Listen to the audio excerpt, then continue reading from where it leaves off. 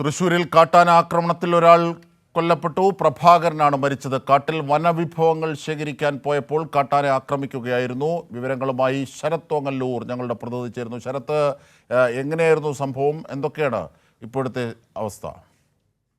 അജുഷാദ്, തൃശ്ശൂര് പീച്ചിയിലാണ് ഇത്തരത്തിൽ കാട്ടാനയുടെ ആക്രമണത്തിൽ ഒരു ആദിവാസി മരിച്ചിരിക്കുന്നത്. താമര വെള്ളച്ചാൽ ഊര് നിവാസിയായിട്ടുള്ള പ്രഭാകരൻ 58 മരിച്ചിട്ടുള്ളത്. ആക്രമണം വനത്തിനുള്ളിൽ വെച്ചായിരുന്നു. സംഭവം അറിഞ്ഞ ഉടനെ തന്നെ പീച്ചി വനം വകുപ്പ് ഉദ്യോഗസ്ഥർ കാട്ടിലേക്ക് തിരിച്ചിട്ടുണ്ട്. ഇതുമായി ബന്ധപ്പെട്ടുകൊണ്ട് നമുക്ക് ലഭിക്കുന്ന വിവരങ്ങള്, കാട്ടിൽ വനവിഭവങ്ങൾ ശേഖരിക്കാൻ പോയപ്പോഴാണ് ഇത്തരത്തിൽ കാട്ടാന ആക്രമിച്ചത് എന്നുള്ളതാണ്. എന്തായാലും തൃശ്ശൂര് സംസ്ഥാനത്ത് വീണ്ടും ഈ കാട്ടാനയുടെ ആക്രമണത്തിൽ ഒരു മരണം സംഭവിച്ചിരിക്കുന്നു. അത് തൃശ്ശൂരാണ് എന്നുള്ളത് വളരെ ഖേദകരമാണ്.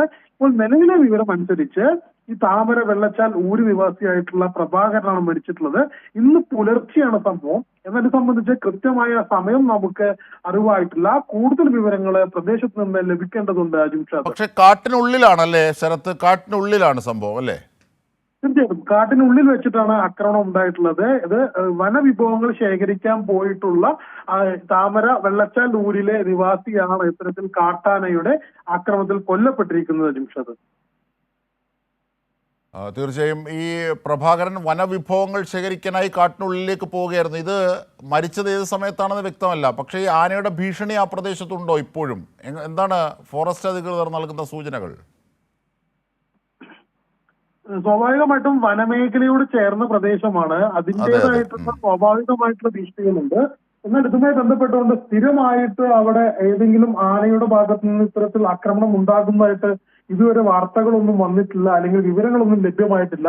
കൂടുതൽ വിവരങ്ങൾ നമുക്ക് ഫോറസ്റ്റ് അധികൃതർ, വനം വകുപ്പ് അധികൃതരുമായി ബന്ധപ്പെട്ടാൽ മാത്രമേ സാധിക്കുള്ളൂ. ഇത്തരത്തിൽ ഒരു അക്രമം ഉണ്ടായി, അല്ലെങ്കിൽ ഒരു ആക്രമണത്തിൽ മരണമുണ്ടായി അറിഞ്ഞ ഉടനെ തന്നെ വനം വകുപ്പ് ഏതാണ്ട് പീച്ചി ഭാഗത്തുള്ള വനം വകുപ്പ് ഉദ്യോഗസ്ഥരെല്ലാവരും, ഉത്തരവാദിത്തപ്പെട്ട ഉദ്യോഗസ്ഥരെല്ലാവരും അങ്ങോട്ട് മൂവ് ചെയ്തിരിക്കുകയാണ്. കൂടുതൽ വിവരങ്ങൾ അവരുടെ ഭാഗത്ത് നിന്നുള്ള വിവരങ്ങൾ ലഭ്യമാവുമ്പോൾ മാത്രമായിരിക്കും നമുക്ക് പുറത്തെത്തിക്കാനാവുക അജിംഷാദ്.